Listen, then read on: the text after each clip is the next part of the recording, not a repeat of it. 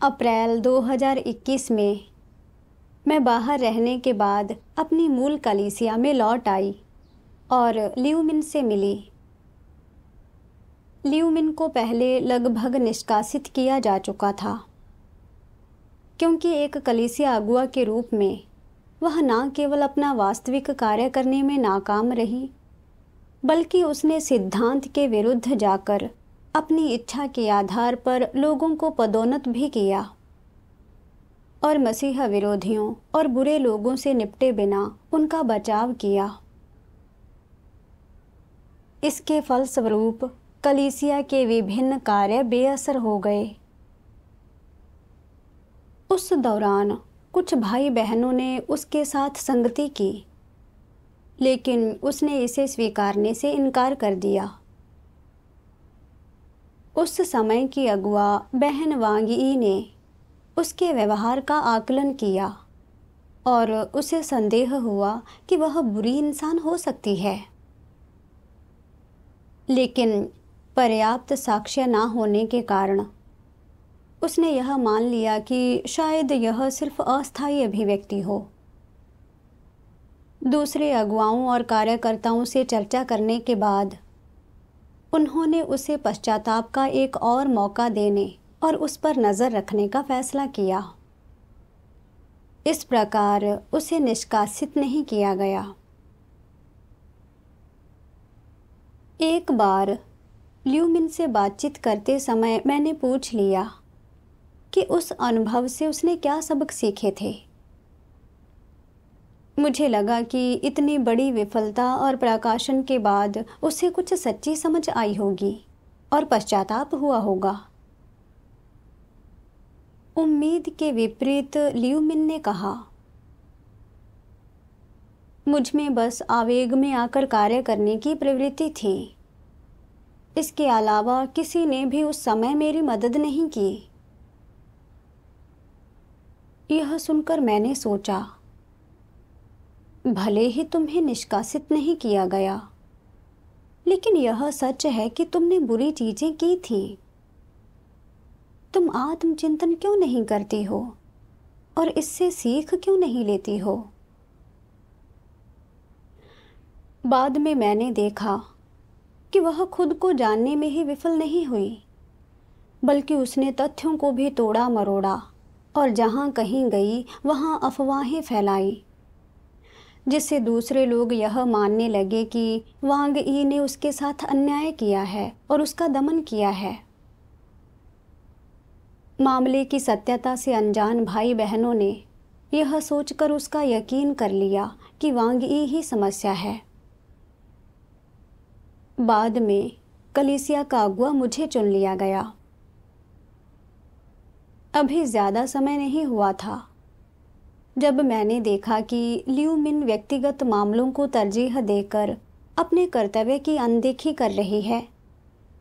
मैंने उसके गैर जिम्मेदाराना रुख की ओर इशारा किया और उसके साथ कर्तव्यों के प्रति उचित रवैये से संबंधित परमेश्वर के वचनों पर संगति की, लेकिन उसने इसे स्वीकार नहीं किया और मेरे प्रति पूर्वाग्रह तक पाल लिया। सभाओं में वह भाई बहनों को बार बार बताती थी कि मैं उससे बहुत ही ज़्यादा अपेक्षाएं रखती हूँ, और वह उन्हें अपनी बातों से इस तरह गुमराह करने लगी कि वे भी मेरे खिलाफ पूर्वाग्रह से ग्रस्त हो गए। इस स्थिति ने मुझे बहुत बेबस कर दिया। मुझ में दोबारा इतनी आसानी से उसकी समस्याएं बताने की हिम्मत नहीं हुई। मुझे डर था कि वह मुझे निशाना बनाती रहेगी और छोड़ेगी नहीं। लेकिन ल्यूमिन ने बुराइयां करना नहीं छोड़ा। उसने इस समाचार का फ़ायदा उठाया कि कलीसिया द्वारा एक बहन को आत्मचिंतन के लिए अलग थलग किया गया है, और वह झूठ फैलाने के लिए यह कहकर तथ्यों को तोड़ने मरोड़ने लगी कि अगुआ और कार्यकर्ता मनमाने ढंग से लोगों को निष्कासित कर रहे हैं और इस तरह उनकी जिंदगियां बर्बाद कर रहे हैं। इसने भाई बहनों में घबराहट पैदा कर दी और उन्हें अगुवाओं और कार्यकर्ताओं के प्रति चौकस कर दिया और कलीसिया में खलबली मचा दी। स्थिति की गंभीरता देखकर मुझे समस्या का एहसास हुआ। मैंने लियू मिन के व्यवहार के बारे में सोचा। कैसे वह निरंतर सत्य को अस्वीकार करती है और उसमें यह प्रवृत्ति है कि वह दूसरों के कार्यकलापों की आलोचना करे और इनका इस्तेमाल उनसे बदला लेने के लिए करे। उसने न केवल अपने पद से बर्खास्त होने के बाद अपने विगत कुकर्म को स्वीकार नहीं किया था, बल्कि उसने इस मामले का फायदा उठाना जारी रखकर इसे छोड़ा नहीं। वह हर मोड़ पर वांग यी की आलोचना करती रही और यह दावा करती रही कि उसके साथ अन्याय हुआ है।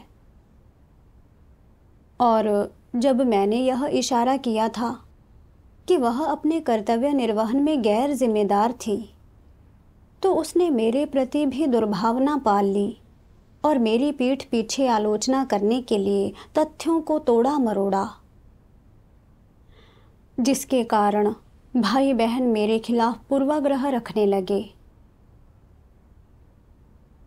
मैंने यह भी जाना कि जब वह एक अगुआ थी तो कलीसिया में मसीह विरोधियों का एक गिरोह उभरने के बावजूद वह उनसे निपटने में ना सिर्फ नाकाम रही थी, बल्कि उसने उपयाजक से कहा था कि वह इन मसीह विरोधियों की प्रेम पूर्वक अधिक मदद करे।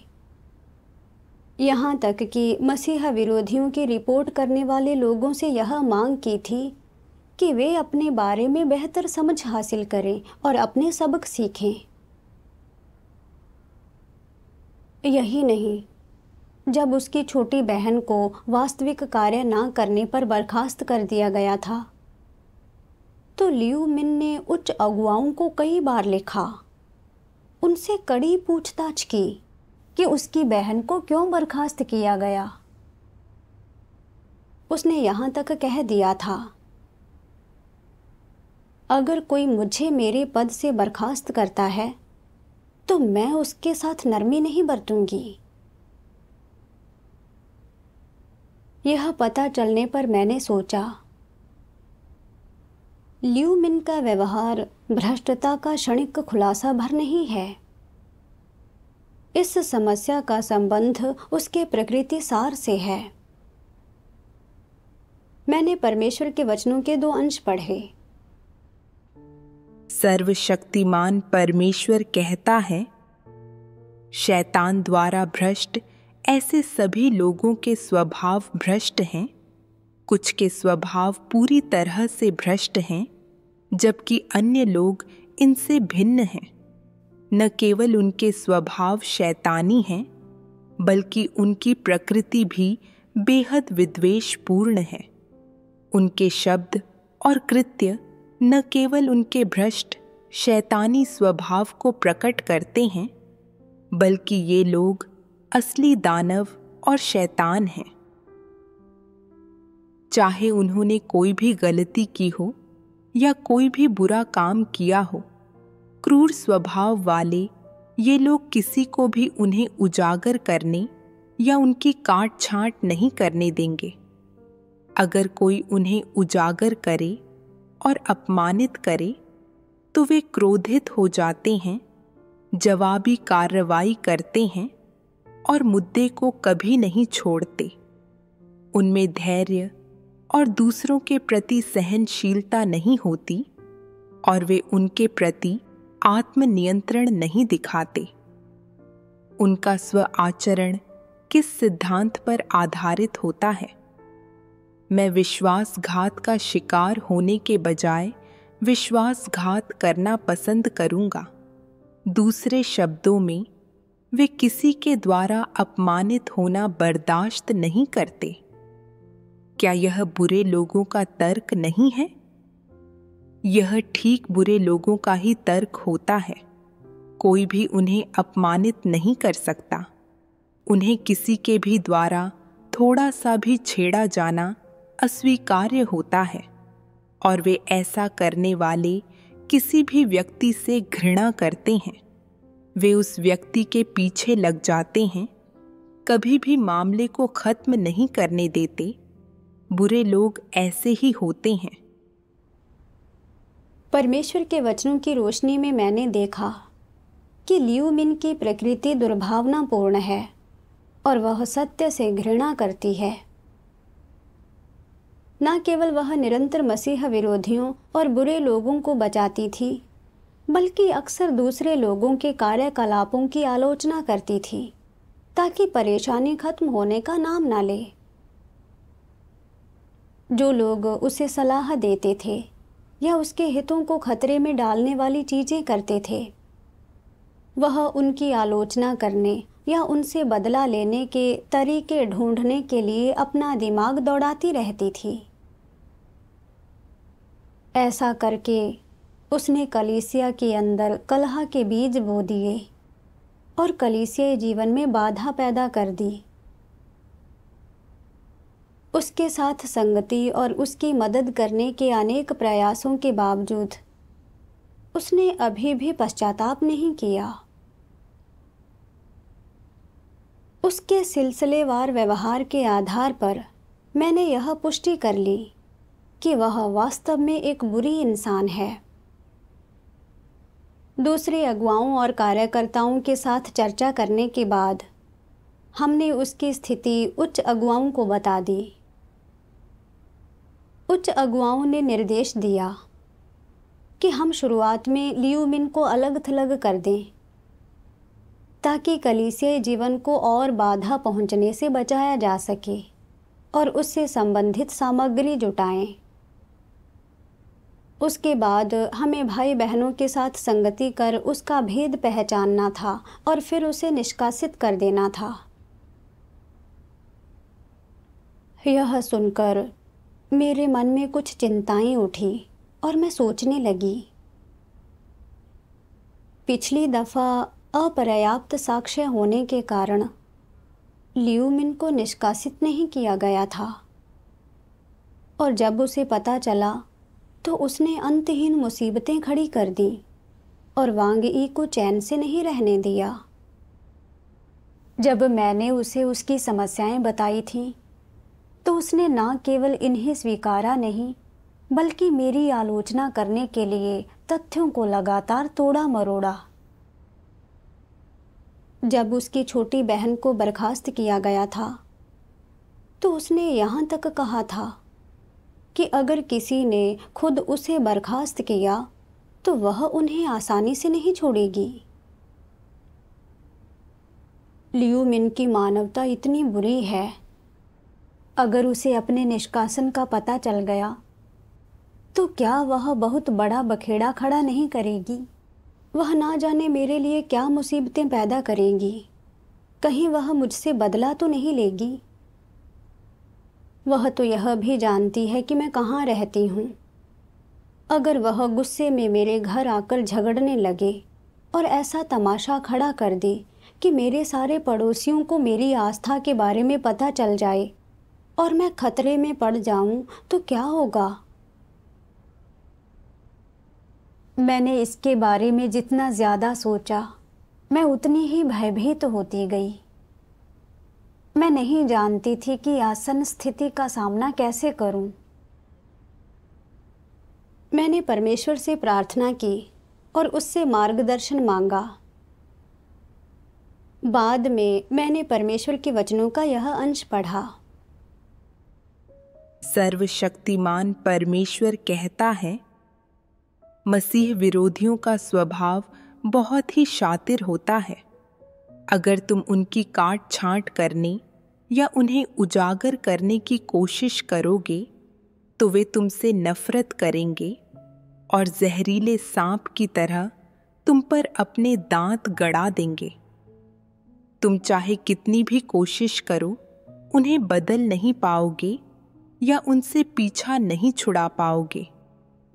जब ऐसे मसीह विरोधियों से तुम्हारा सामना होता है तो क्या तुम लोगों को डर लगता है? कुछ लोग डर जाते हैं और कहते हैं मुझ में उनकी काट छांट करने की हिम्मत नहीं है। वे जहरीले सांपों की तरह बहुत ही खौफनाक हैं, और अगर वे अपनी कुंडली में मुझे लपेट लें तो मैं खत्म ही हो जाऊंगा। ये किस तरह के लोग हैं? उनका आध्यात्मिक कद बहुत छोटा है। वे किसी काम के नहीं हैं। वे मसीह के अच्छे सैनिक नहीं हैं और वे परमेश्वर की गवाही नहीं दे सकते। तो जब ऐसे मसीह विरोधियों से तुम लोगों का सामना हो तो तुम्हें क्या करना चाहिए? अगर वे तुम्हें धमकाते हैं या तुम्हारी जान लेने की कोशिश करते हैं तो क्या तुम्हें डर लगेगा? ऐसी परिस्थितियों में तुम्हें तुरंत अपने भाई बहनों के साथ मिलकर खड़े होना चाहिए, उनकी छानबीन करनी चाहिए, सबूत इकट्ठा करके मसीह विरोधी को तब तक उजागर करना चाहिए जब तक कि उसे कलीसिया से नहीं निकाल दिया जाता। यह समस्या को जड़ से हल करना है। जब तुम्हें किसी मसीह विरोधी का पता चले और तुम स्पष्टता से पहचान लो कि उसमें एक बुरे व्यक्ति की विशेषताएं हैं और वह दूसरों को दंडित करने और उनके खिलाफ प्रतिशोध लेने में सक्षम है, तो उससे निपटने के लिए उसके बुरे काम करने और सबूत जुटाने का इंतजार मत करो। यह तो निष्क्रिय होना है और इससे पहले ही कुछ न कुछ नुकसान हो चुका होगा। सबसे अच्छा तो यह है कि जब मसीह विरोधी यह दिखा दें कि उनमें बुरे व्यक्ति की विशेषताएं हैं और वे अपना धूर्त और दुर्भावनापूर्ण स्वभाव प्रकट कर दें और वे कुछ करने ही वाले हों, तो उसी समय उनसे निपटकर उन्हें संबोधित, बहिष्कृत और निष्कासित कर लिया जाए। यह सबसे समझदारी भरा नजरिया है। कुछ लोग मसीह विरोधियों के प्रतिशोध से डरकर उन्हें उजागर करने का साहस नहीं करते। क्या यह मूर्खता नहीं है? तुम परमेश्वर के घर के हितों की रक्षा करने में असमर्थ हो, जो सहज रूप से दर्शाता है कि तुम परमेश्वर के प्रति निष्ठाहीन हो। तुम डरते हो कि मसीह विरोधी तुमसे बदला लेने की शक्ति पा सकता है। समस्या क्या है? क्या यह हो सकता है कि तुम परमेश्वर की धार्मिकता पर भरोसा नहीं करते? क्या तुम नहीं जानते कि परमेश्वर के घर में सत्य राज करता है? अगर कोई मसीह विरोधी तुम्हें भ्रष्टता की कुछ समस्याएं पकड़ भी ले और उस पर हंगामा खड़ा कर दे, तो भी तुम्हें डरना नहीं चाहिए। परमेश्वर के घर में समस्याएं सत्य सिद्धांतों के आधार पर हल की जाती हैं। अपराध करने का यह मतलब नहीं कि कोई व्यक्ति बुरा है। परमेश्वर का घर कभी किसी को भ्रष्टता के क्षणिक प्रकाशन या कभी कभार होने वाले अपराध के कारण परेशान नहीं करता। परमेश्वर का घर उन मसीह विरोधियों और बुरे लोगों से निपटता है जो लगातार गड़बड़ी पैदा करते और बुराई करते हैं और जो चुटकी भर भी सत्य नहीं स्वीकारते। परमेश्वर का घर कभी किसी अच्छे व्यक्ति के साथ अन्याय नहीं करेगा। वह सबके साथ उचित व्यवहार करता है। अगर नकली अगुआ या मसीह विरोधी किसी अच्छे व्यक्ति पर गलत आरोप लगा भी दें, तो भी परमेश्वर का घर उसे दोष मुक्त कर देगा। कलीसिया कभी ऐसे अच्छे व्यक्ति को नहीं निकालेगी या परेशान नहीं करेगी जो मसीह विरोधियों को उजागर कर सकता है और जिसमें न्याय की भावना है। लोगों को हमेशा यह डर रहता है कि मसीह विरोधी किसी बात का फायदा उठाकर उनसे बदला ले लेंगे। लेकिन क्या तुम परमेश्वर को अपमानित करने और उसके द्वारा ठुकराए जाने से नहीं डरते? अगर तुम्हें डर है कि कोई मसीह विरोधी तुम्हारे खिलाफ बदला लेने के मौके का फायदा उठा सकता है, तो उस मसीह विरोधी के बुरे कर्मों के सबूत इकट्ठा करके उसकी रिपोर्ट करो और उसे उजागर करो।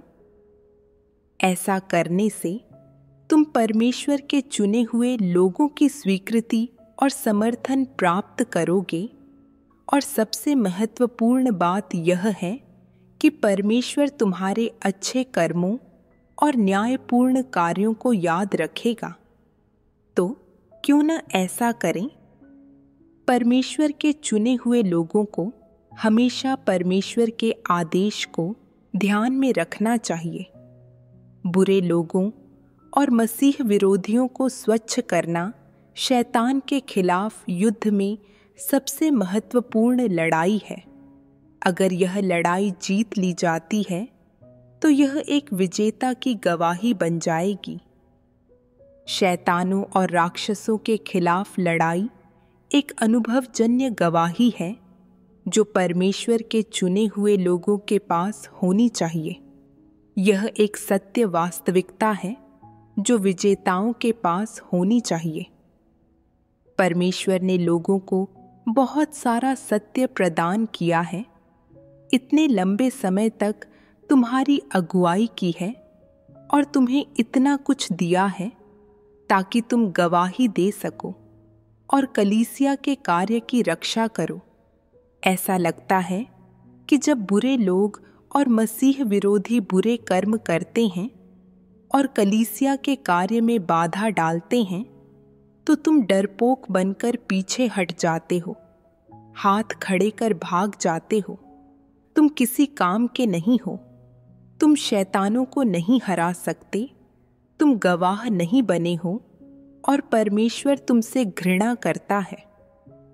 इस महत्वपूर्ण क्षण में तुम्हें मजबूती से खड़े होकर शैतानों के खिलाफ युद्ध छेड़ना चाहिए, मसीह विरोधियों के बुरे कर्मों को उजागर करना चाहिए, उनकी निंदा करनी चाहिए और उन्हें कोसना चाहिए।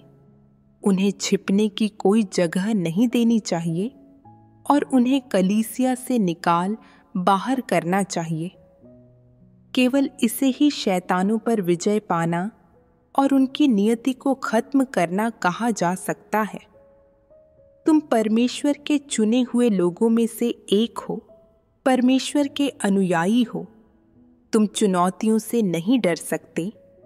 तुम्हें सत्य सिद्धांतों के अनुसार काम करना चाहिए। विजेता होने का यही अर्थ है। अगर तुम चुनौतियों से डरकर और बुरे लोगों या मसीह विरोधियों के प्रतिशोध से डरकर उनसे समझौता कर लेते हो तो तुम परमेश्वर के अनुयायी नहीं हो और तुम परमेश्वर के चुने हुए लोगों में से नहीं हो। तुम किसी काम के नहीं हो, तुम तो सेवा कर्मियों से भी कमतर हो। कुछ कायर लोग कह सकते हैं, मसीह विरोधी बहुत भयानक होते हैं, वे कुछ भी करने में सक्षम हैं। अगर वे मुझसे प्रतिशोध लेते हैं तो क्या होगा? यह भ्रमित सोच है। अगर तुम मसीह विरोधियों के प्रतिशोध से डरते हो तो परमेश्वर में तुम्हारी आस्था कहाँ है? क्या परमेश्वर ने तुम्हारे जीवन के इतने वर्षों में तुम्हारी रक्षा नहीं की है? क्या मसीह विरोधी भी परमेश्वर के हाथ में ही नहीं हैं? अगर परमेश्वर अनुमति न दे तो वे तुम्हारे साथ क्या कर लेंगे? इसके अलावा चाहे मसीह विरोधी कितने भी बुरे क्यों न हों, वे वास्तव में क्या करने में सक्षम हैं? क्या परमेश्वर के चुने हुए लोगों के लिए एकजुट होकर उन्हें उजागर करना और उनसे निपटना बहुत आसान नहीं है? तो फिर मसीह विरोधियों से डरना क्यों? ऐसे लोग किसी काम के नहीं हैं और परमेश्वर का अनुसरण करने के लायक नहीं हैं। अपने घर चले जाओ, बच्चे पालो और अपना जीवन जियो। कलीसिया के काम में बाधा डालने वाले और परमेश्वर के चुने हुए लोगों को नुकसान पहुंचाने वाले मसीह विरोधियों के सामने परमेश्वर के चुने हुए लोगों को उनके बुरे कर्मों का जवाब कैसे देना चाहिए?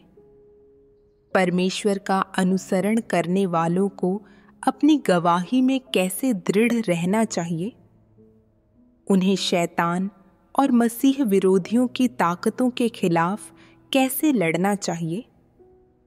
तुम परमेश्वर के प्रति समर्पण कर उसके प्रति निष्ठावान हो, या फिर एक किनारे बैठकर परमेश्वर को धोखा दे रहे हो?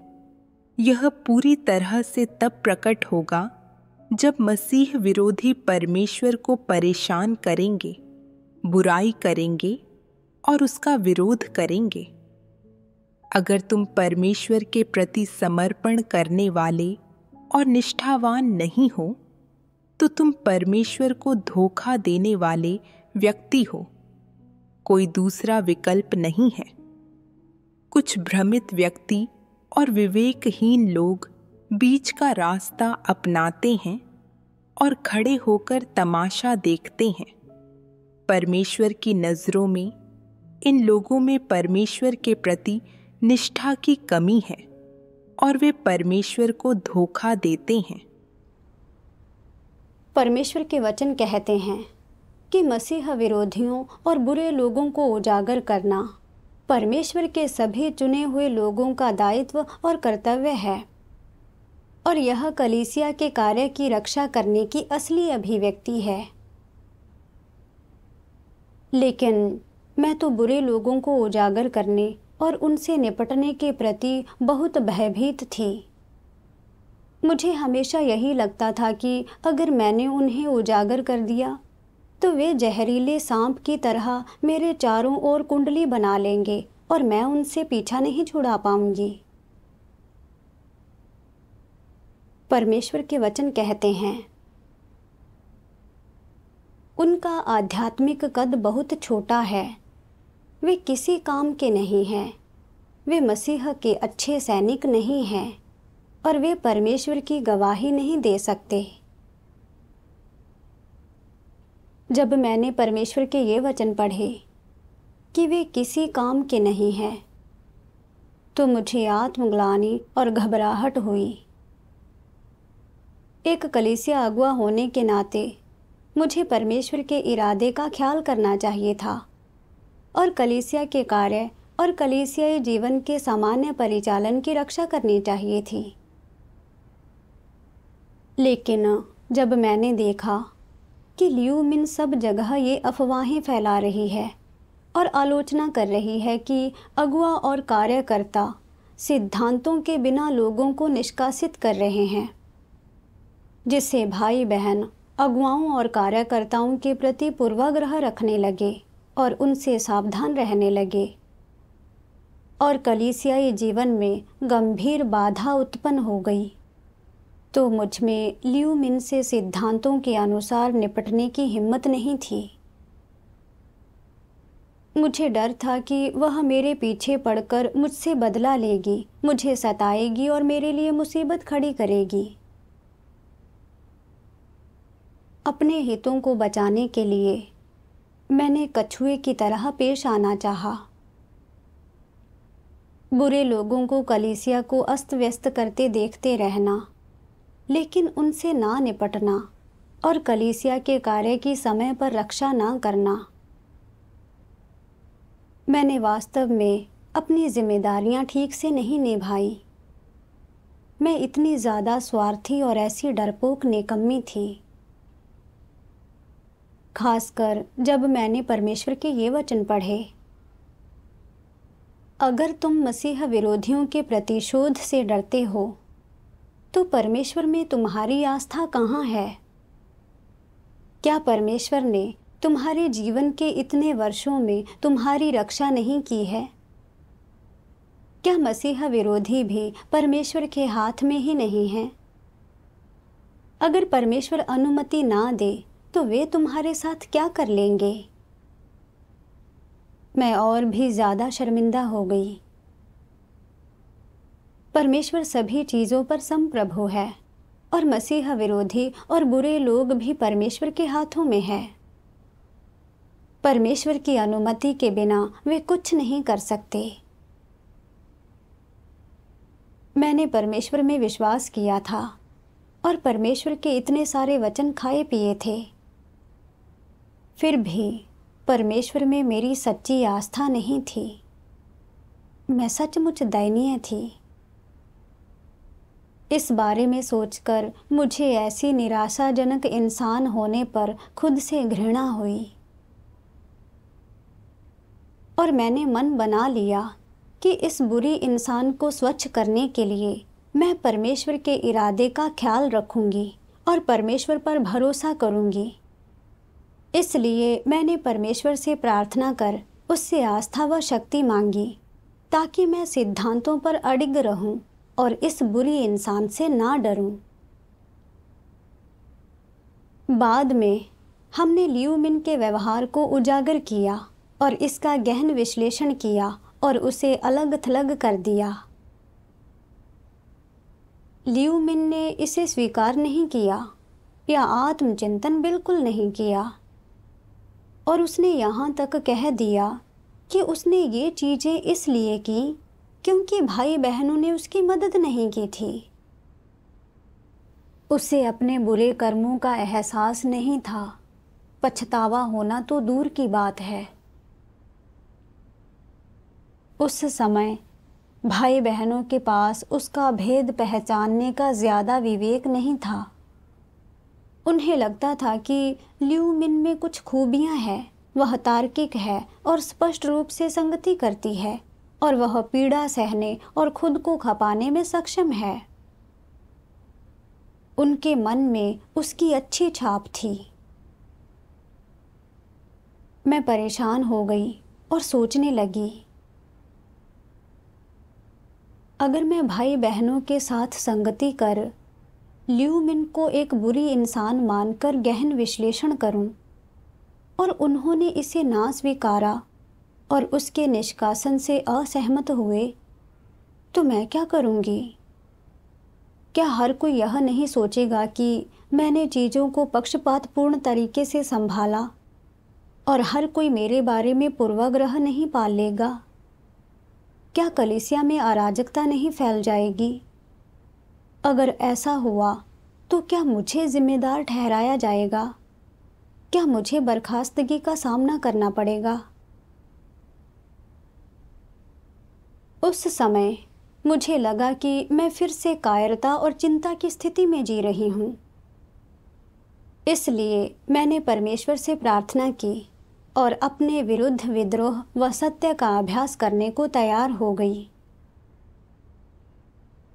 फिर मैंने यह खोजा कि भाई बहनों के साथ किस प्रकार संगति करूं जिससे नतीजे हासिल हों। मैंने परमेश्वर के वचनों का एक अंश पढ़ा।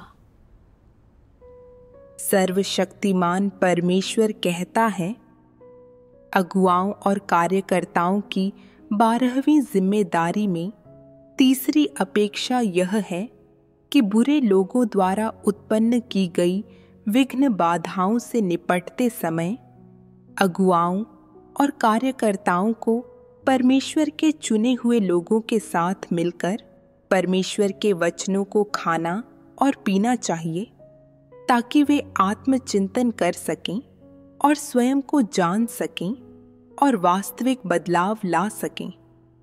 उन्हें परमेश्वर के चुने हुए लोगों को सत्य वास्तविकता में प्रवेश कराने, उनके भ्रष्ट स्वभावों को त्यागने और परमेश्वर का अनुसरण करने, परमेश्वर के प्रति समर्पण करने और परमेश्वर की गवाही देने में सक्षम होना चाहिए। केवल इस तरह का कार्य परमेश्वर के इरादों के अनुरूप होता है। एक बात तो यह है कि इस तरह से काम करने वाले अगुआ और कार्यकर्ता समस्याओं का समाधान करने और कार्य करते समय स्वयं को सत्य से लैस करने में सक्षम होते हैं। इसके अलावा समस्याओं का समाधान करने के लिए सत्य पर संगति करने के द्वारा वह भाई बहनों को सत्य समझने, स्वयं के बारे में आत्मचिंतन करने और स्वयं को जानने, अपने भ्रष्ट स्वभावों को त्यागने, अपने कर्तव्य अच्छे से निभाने, लोगों को पहचानने और उनके साथ व्यवहार करने, परमेश्वर का अनुसरण करने और उसके प्रति समर्पित होने, दूसरों द्वारा विवश न होने, अपनी गवाही में दृढ़ रहने में सक्षम होने में सहायता करते हैं। यह अगुवाओं और कार्यकर्ताओं के कर्तव्यों को पूरा करना है। अगुवाओं और कार्यकर्ताओं को कलीसिया का कार्य करते समय समस्याओं को हल करने के लिए इस सिद्धांत का अभ्यास करना चाहिए। कलीसिया में भले ही कैसी भी समस्याएं उत्पन्न हों, अगुवाओं और कार्यकर्ताओं को सबसे पहले सत्य की तलाश करनी चाहिए, परमेश्वर के इरादों को समझना चाहिए और साथ मिलकर परमेश्वर का मार्गदर्शन खोजना चाहिए। फिर उन्हें विभिन्न मौजूदा समस्याओं का समाधान करने के लिए परमेश्वर के प्रासंगिक वचनों को जानना चाहिए। समस्याओं का समाधान करने की प्रक्रिया में अगुवाओं और कार्यकर्ताओं को भाई बहनों के साथ परमेश्वर के प्रासंगिक वचनों के बारे में और ज़्यादा संगति करनी चाहिए और परमेश्वर के वचनों के आधार पर समस्याओं का सार समझना चाहिए। उन्हें परमेश्वर के चुने हुए लोगों से इन मुद्दों को पहचानने के लिए उनकी खुद की समझ पर संगति करानी चाहिए। एक बार जब अधिकांश लोग एक समान समझ और एकमत होने में समर्थ हो जाते हैं, तो समस्याओं का समाधान करना आसान हो जाता है। समस्याओं का समाधान करने में घटनाओं का बार बार जिक्र न करो या मामूली ब्यौरों के पीछे मत भागो या समस्याओं में शामिल व्यक्तियों को दोष न दो। सबसे पहले मामूली मुद्दों पर ध्यान न दो, इसके बजाय स्पष्ट रूप से सत्य पर संगति करो, क्योंकि इससे समस्याओं की प्रकृति का खुलासा होगा। केवल इस तरह से परमेश्वर के चुने हुए लोगों की परमेश्वर के वचनों के आधार पर मुद्दों को पहचानने, लोगों, घटनाओं और उत्पन्न होने वाली चीज़ों से विवेक प्राप्त करने और उनसे व्यावहारिक सबक सीखने में मदद मिलती है। यह उन्हें उन वचनों और धर्म सिद्धांतों की वास्तविक जीवन से तुलना करने का भी अवसर देता है, जिन्हें वे आमतौर पर समझते हैं, जिससे वे सत्य को सही मायने में समझने में सक्षम हो जाते हैं।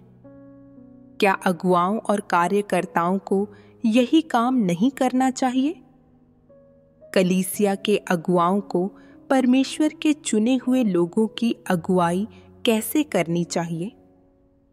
प्रमुख तरीका है कि वास्तविक जीवन की समस्याओं की पहचान करने और उन्हें हल करने में परमेश्वर के चुने हुए लोगों की अगुवाई करना, वास्तविक जीवन में परमेश्वर के वचन का अभ्यास और अनुभव करना, ताकि परमेश्वर के चुने हुए लोग न केवल सत्य का अभ्यास करने में सक्षम हों, अपितु नकारात्मक चीज़ों और नकारात्मक लोगों, नकली अगुवाओं, नकली कार्यकर्ताओं, बुरे लोगों, छद्म विश्वासियों और मसीह विरोधियों को पहचानने में भी सक्षम हों।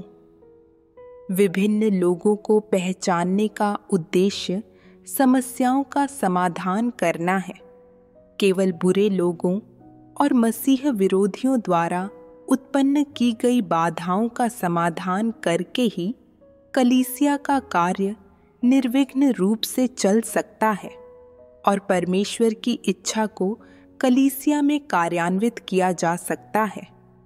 उसी समय बुरे लोगों को संबोधित करना भी गलतियां करने या बुराई करने से बचने की चेतावनी का काम करता है और व्यक्ति को परमेश्वर का भय मानने और बुराई से दूर रहने में सक्षम बनाता है। परमेश्वर के वचन पढ़ने के बाद मैं यह समझ गई कि जब बुरे लोग और मसीह विरोधी कलीसिया के कार्य में बाधा और गड़बड़ी पैदा करें, तो अगुआ और कार्यकर्ताओं के दायित्व का एक पहलू यह है कि उन्हें खुद को और भाई बहनों को सत्य से लैस करना चाहिए और मिलकर सबक सीखने चाहिए। मसीह विरोधियों और बुरे लोगों का भेद पहचानने में उनकी अगुवाई करनी चाहिए और उनसे गुमराह और परेशान नहीं होना चाहिए। साथ ही उन्हें कलीसिया के स्वच्छता कार्य का महत्व समझने में भाई बहनों का मार्गदर्शन भी करना चाहिए। छद्म विश्वासियों, मसीह विरोधियों और बुरे लोगों को दूर करके ही परमेश्वर के चुने हुए लोग एक स्थिर माहौल में सत्य का अनुसरण और अपने कर्तव्यों का अच्छे से निर्वहन कर सकते हैं। ये चीजें समझकर मैंने सोचा, अभी भाई बहनों ने ल्यूमिन का भेद नहीं पहचाना है और कुछ तो उसकी आराधना तक करते हैं, क्योंकि वे उसके प्रत्यक्ष गुण और उसकी वाक्पटुता देखते हैं, लेकिन वे उसके कार्यकलापों के मंसूबों और प्रकृति के आधार पर उसका सार और सत्य के प्रति उसका रवैया नहीं पहचानते हैं। मुझे परमेश्वर के वचनों के अनुसार ल्यूमिन के व्यवहार और कार्यकलापों का भेद पहचानने में भाई बहनों की अगुवाई करनी चाहिए, जिससे वे और आगे गुमराह ना हों। यही एक अगुआ के दायित्व का निर्वहन है। फिर मैंने लोगों के प्रकृति सार का भेद पहचानने के सत्य खोजे और भाई बहनों के साथ संगति के लिए ल्यूमिन के सिलसिलेवार व्यवहार को आधार बनाया। सुनने के बाद वे ल्यूमिन को निष्कासित करने पर सहमत हो गए। कुछ भाई बहनों ने तो यहाँ तक कहा, अब मुझे समझ आया कि जब परमेश्वर यह उजागर करता है कि बुरे लोग कैसे पश्चाताप करने से हठपूर्वक इनकार करते हैं, तो उसका अर्थ क्या होता है। ल्यूमिन इसकी जीती जागती मिसाल है। यह नतीजा देखकर मेरा दिल परमेश्वर के प्रति कृतज्ञता से भर गया और मैं जान गई कि यह परमेश्वर के वचनों का नतीजा है। बाद में हमने मिलकर संगति की और देखा कि परमेश्वर द्वारा कलीसिया में मसीह विरोधी और बुरे लोग होने की अनुमति देने में उसका अच्छा इरादा होता है। उसने ल्यूमिन के इस वास्तविक उदाहरण का इस्तेमाल हमें यह दिखाने के लिए किया कि बुरे लोग कैसे होते हैं। यह सिद्धांत के खोखले शब्द बोलने से कहीं ज़्यादा व्यवहारिक है। बाद में मैंने अपने बारे में भी चिंतन किया। मुझे अचरज हुआ कि जब बुरे लोगों के निष्कासन की बात आती थी, तो मैं सिद्धांतों का पालन करने को लेकर इतनी भयभीत और संकोची क्यों हो जाती थी। मैंने परमेश्वर के ये वचन पढ़े। सर्वशक्तिमान परमेश्वर कहता है, जब तक लोग परमेश्वर के कार्य का अनुभव नहीं कर लेते हैं और सत्य को समझ नहीं लेते हैं, तब तक यह शैतान की प्रकृति है जो भीतर से इन पर नियंत्रण कर लेती है और उन पर हावी हो जाती है। उस प्रकृति में विशिष्ट रूप से क्या शामिल होता है? उदाहरण के लिए, तुम स्वार्थी क्यों हो? तुम अपने पद की रक्षा क्यों करते हो? तुम्हारी भावनाएं इतनी प्रबल क्यों हैं? तुम उन अधार्मिक चीजों से प्यार क्यों करते हो? ऐसी बुरी चीजें तुम्हें अच्छी क्यों लगती हैं? ऐसी चीजों को पसंद करने का आधार क्या है? ये चीजें कहाँ से आती हैं? तुम इन्हें स्वीकार कर इतने खुश क्यों हो? अब तक तुम सब लोगों ने समझ लिया है कि इन सभी चीजों के पीछे मुख्य कारण यह है कि मनुष्य के भीतर शैतान का जहर है। तो शैतान का जहर क्या है, इसे कैसे व्यक्त किया जा सकता है?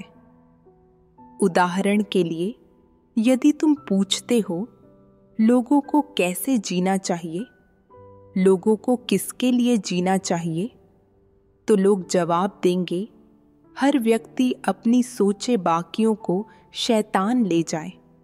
यह अकेला वाक्यांश समस्या की जड़ को व्यक्त करता है।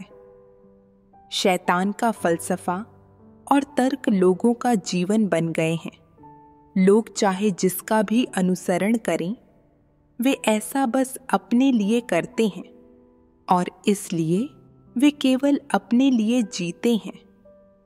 हर व्यक्ति अपनी सोचे बाकियों को शैतान ले जाए, यही मनुष्य का जीवन दर्शन है और इंसानी प्रकृति का भी प्रतिनिधित्व करता है। ये शब्द पहले ही भ्रष्ट इंसान की प्रकृति बन गए हैं और वे भ्रष्ट इंसान की शैतानी प्रकृति की सच्ची तस्वीर हैं। यह शैतानी प्रकृति पहले ही भ्रष्ट इंसान के अस्तित्व का आधार बन चुकी है। कई हजार सालों से वर्तमान दिन तक भ्रष्ट इंसान शैतान के इस जहर से जिया है। परमेश्वर के वचनों पर मनन कर मुझे एहसास हुआ कि ल्यूमिन को निष्कासित करने को लेकर मेरे हिचकने और परेशान होने का कारण यह था कि मैं शैतानी जहर से नियंत्रित हो रही थी। जैसे समझदार लोग आत्मरक्षा में अच्छे होते हैं, वे बस गलतियां करने से बचते हैं।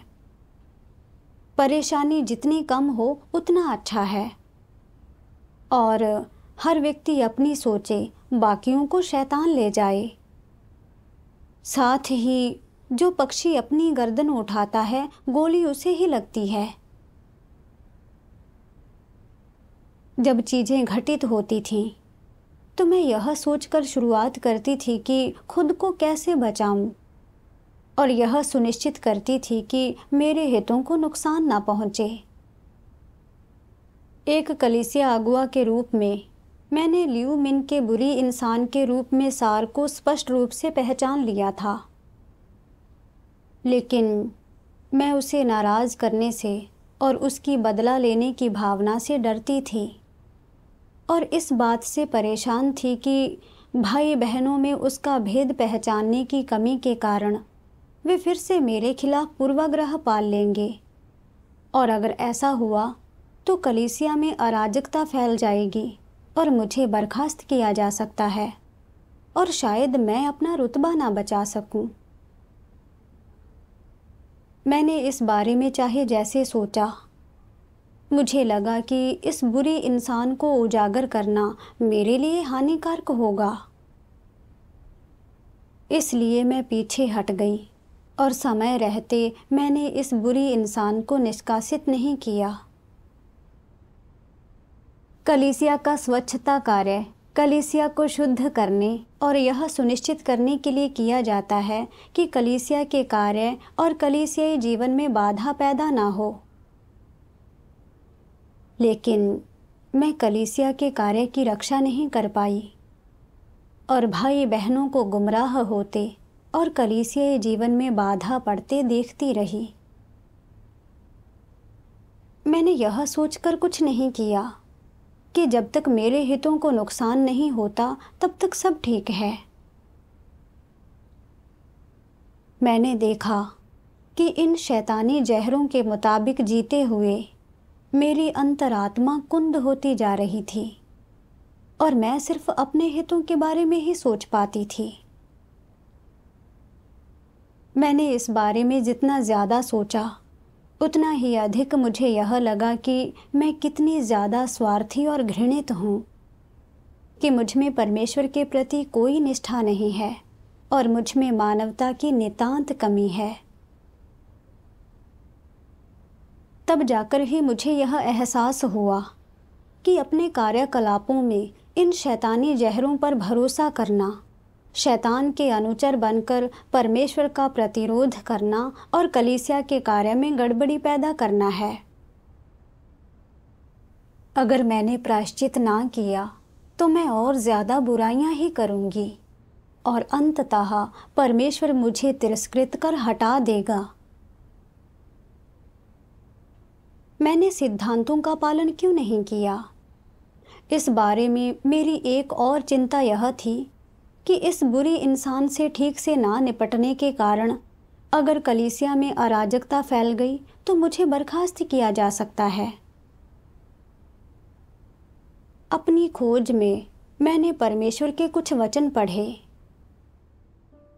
सर्वशक्तिमान परमेश्वर कहता है, परमेश्वर के घर में कर्तव्य करने वाले लोग ऐसे होने चाहिए जो कलीसिया के काम को अपना दायित्व समझें, जो जिम्मेदारी लें, सत्य सिद्धांत कायम रखें और जो कष्ट सहकर कीमत चुकाएं।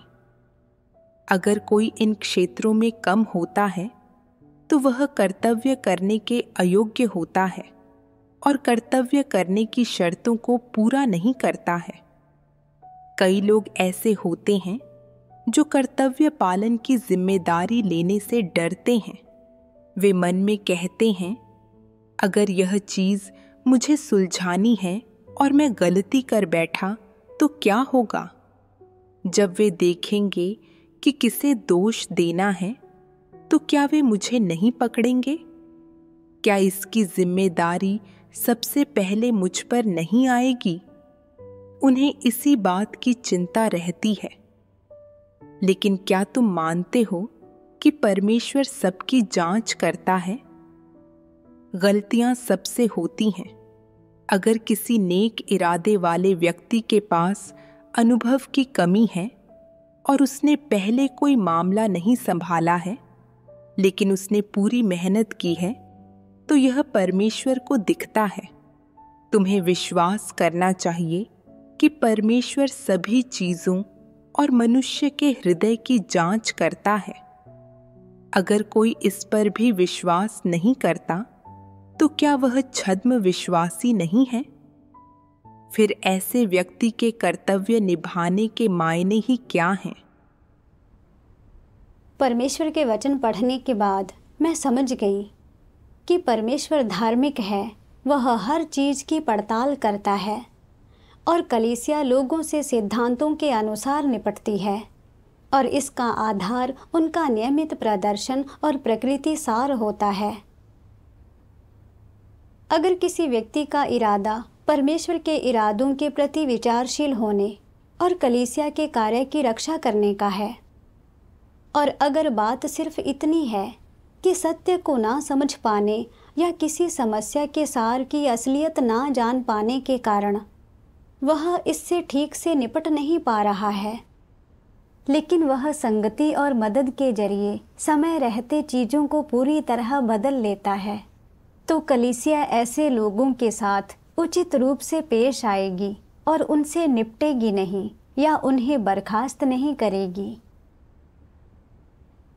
लेकिन अगर कोई बुरे इरादों के साथ जानबूझकर अराजकता पैदा करता है, तो कलीसिया उसके साथ सिद्धांतों के अनुसार निपटेगी।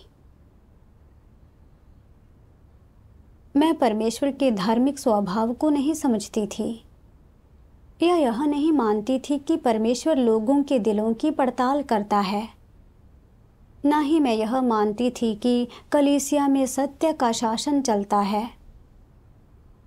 मैं सिर्फ अपनी ही धारणाओं और कल्पनाओं में जीते हुए परेशान और चिंतित रहती थी।